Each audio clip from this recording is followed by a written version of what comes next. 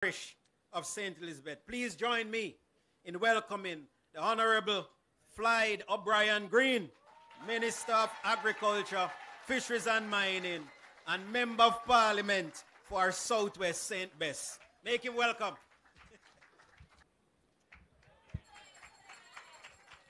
St. Bess is the best parish in Jamaica. Let's have a round of applause for that. Our chairman of today's proceedings, our permanent secretary in the Ministry of Agriculture, Fisheries and Mining, and the man who pulls all of this together behind the scenes. Let's have a big round of applause for our permanent secretary, Derman Spence. He is our chair for today. Of course, the most honorable Prime Minister Dr. Andrew Holness. Welcome home to St. Elizabeth, Prime Minister. Good to have you here with us. His Worship, the Mayor, Councillor Richard Solomon, and other councillors of the Municipal Corporation. Clearly, Councillor White is here with us. I know Councillor Sangster is somewhere with us. Former Councillor Palmer is here with us. And I want you to clap former Councillor Palmer especially because he did a lot of work on the NIC board to push this forward. My colleagues, State Minister, Minister Franklin Witter, a man who is no stranger. I mean, he is our neighbor and always here with us, the Member of Parliament for South East St. Elizabeth, and a St. Elizabeth man, the Ministry of Industry, the Business Minister, Minister Albin Hill. Can we make them feel very welcome? He wouldn't miss this at all. Another St. Elizabeth man that has already spoke is the French ambassador. If you don't know, you now know. He loves the parish of St. Elizabeth. I'll tell you a secret, Prime Minister, you may not know. He actually came and kayaked on the Black River. And when we said to him, boy, kayaking on the Black River might not be too safe, him say him can manage. He's a man of the soil. Can we congratulate the French ambassador? Thank you for joining us. Mr. Joseph Giles, our Chief Executive Officer from the National Irrigation Commission. Of course, our Chairman of the Board, Vitus Evans, members of the board and members of the NIC team. Thank you for being here. I know you put in a lot of work to get us here today. I see Cherise, and I often feel that she is a part of the Ministry of Agriculture. Our NLA, our Commissioner of Lands. Big round of applause for our Commissioner of Lands who is here with us today. Other specially invited guests, members of the media, our farmers. There are so many important people here, but nobody is more important than the farmers of Southwest St. Elizabeth. Can we have a round of applause for our farmers? Today we launch the largest irrigation scheme in the Caribbean. That is something to celebrate. The Pedro Plains Irrigation Scheme, once it is completed, will not just be the biggest ever in Jamaica. It will not just be one of the biggest projects ever embarked on across any ministry. It will be the biggest ever in the Caribbean. But when we come to launch a project and to break ground, I want people to appreciate that this is not the start of the project. We would have had to done significant work for us to get to this stage that we can formally launch and break ground for this project. And I think it is worth tracing quickly the history of the Pedro Plains Irrigation Project. I won't go into the time before I was born, but you know that they have been speaking about this project before I was born. And when I became Member of Parliament in 2016, I went to the National Irrigation Commission and I said, let us see how quickly can we get this Pedro Plains irrigation system off the ground. The concept of taking water from the Black River and using it to irrigate the plains of Pedro. When we looked and met with the NIC, I must say, they were very willing and ready to go. But there was not much. In fact, there was nothing in terms of the preparatory documents to make this project a reality. So we had spent decades talking about it, but we had done absolutely nothing about it. And the first step that we had to take is to check if it is feasible. In other words, does it make sense? Can you really do it? Can you take water from the Black River? Does the Black River have enough water? Can you bring it to Pedro Plains, and can it work? And in those days, in the early 2016, 2017, as you know, as we were balancing the budget, and I was wondering where would we get the resources to start the work, to do the feasibility study, the government and the people of France said they would provide some support. And I want you to clap the French government tremendously, because they provided about $90 million to start the work towards the feasibility study. And they dispatched a French company and a French team. And I remember when I met with them initially and said, do you think this thing can work? They said, MP, don't worry about it. We have done more challenging projects than this. So we set about doing the feasibility study with that initial grant. And the government of Jamaica had to put some money as well. And we put an initial grant of about $30 million to start that feasibility study work.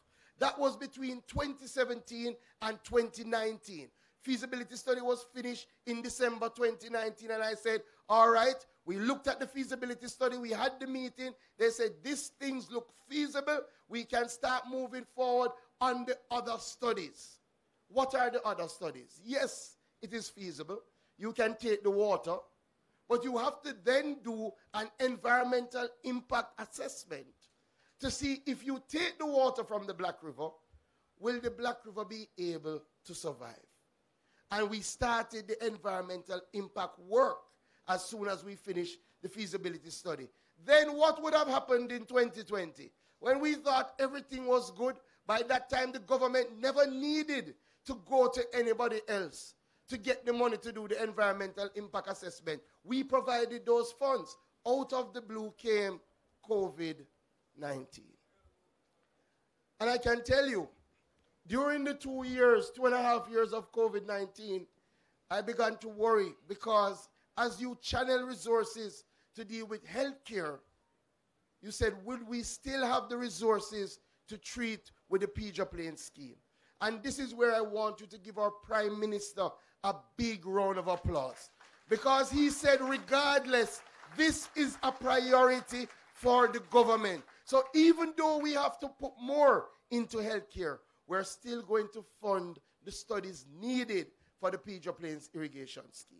So we did the environmental impact assessment with some delays because of COVID-19.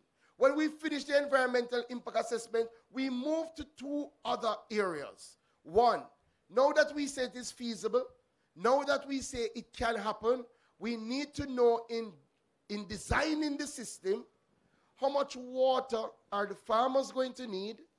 And if we give you the water and you are now farming 1 acre, will you farm more, and how much more will you farm?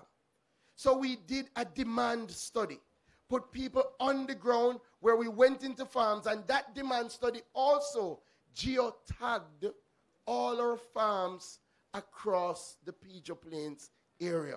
So as we went in, as we found out the demand, we used the technology to tag the farms. But then there's an important component. Now that we have the feasibility, we have the environmental impact, we know the demand, we have a preliminary design, and the design is to run pipes through from the Black River, through parcels of land, into reservoirs, and to use that to feed the farmers. We said, how are we going to run the pipes? How are we legally going to run the pipes? Because when you check the land, most of the land that the pipe would run through is untitled, unregistered. People don't have any documents for the land. And we said, you know what? As a part of this Pedro Plains irrigation scheme, we are going to ensure that every piece of land that the pipeline goes through, the people will get registered title for free of cost. So we're going to be doing over 1,000 titles for our residents. And today, I don't want you to think it is something to come, because I'm telling you that we would have had to done the work to get here. Today, we're going to distribute. We have about 100 of those titles to distribute to people today. So people will leave here with their title for their property, the first of its kind.